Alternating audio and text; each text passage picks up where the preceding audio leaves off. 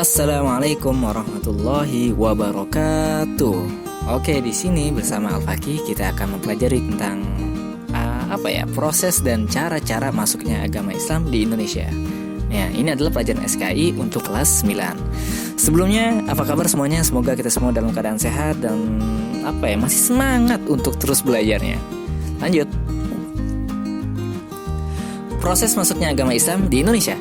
Bangsa Indonesia sebelum agama Islam datang itu mempunyai bermacam-macam kepercayaan. Misalnya ada animisme dan dinamisme.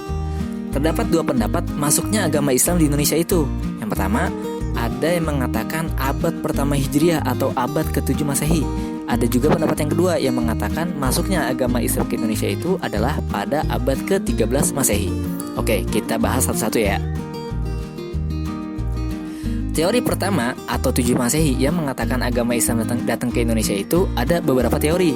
Nah, teori yang pertama itu dari catatan sejarah kerajaan Cina, yang mana terdapat catatan sejarah yang menyatakan bahwa pada masa dinasti Tang ada rencana penyerangan orang-orang Tauseh. Nah, ini teori yang pertama.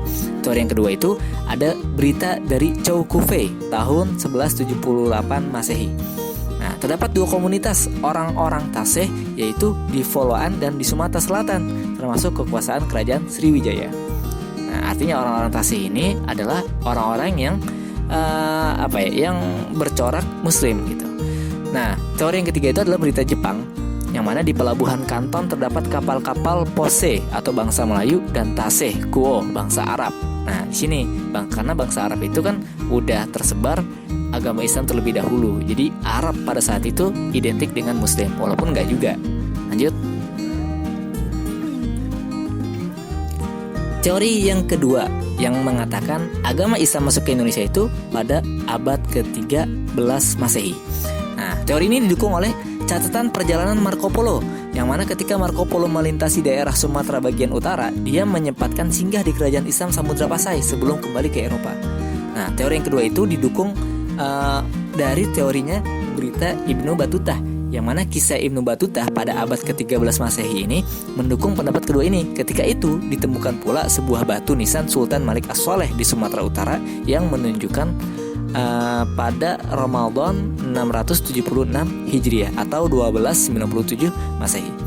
Sultan Malik As-Saleh ini adalah pengajar ilmu tasawuf yang kemudian menjadi raja di kerajaan Samudra Pasai. Lanjut lagi, cara-cara masuknya agama Islam di Indonesia ini. Kenyataannya bahwa agama Islam masuk ke Indonesia berjalan dengan damai tanpa paksaan, tetapi kadang-kadang harus dilakukan dengan penaklukan apabila situasi dan kondisi politik di kerajaan-kerajaan dalam kekacauan. Nah, cara-cara tersebut itu diantaranya adalah perdagangan, yang mana pedagang-pedagang Muslim dari Timur Tengah dan India ketika semakin banyak, itu membentuk sebuah pemukiman yang disebut pekajon. Di sini mereka berinteraksi dan berasimilasi dengan pribumi sekaligus menyebar agama Islam. Nah, cara yang kedua itu ada perkawinan. Para pedagang tersebut ada yang tinggal lama di pekajon, bahkan menetap. Karenanya tidak heran jika pedagang Muslim itu akhirnya banyak yang menikah dengan penduduk asli Indonesia.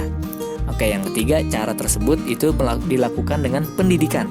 Nah, seperti halnya pesantren-pesantren yang diampu oleh kiai. Pesantren tersebut punya pengaruh di tengah-tengah masyarakat. Bahkan para kiai juga ada yang diangkat untuk menjadi penasehat spiritual para raja dan bangsawan.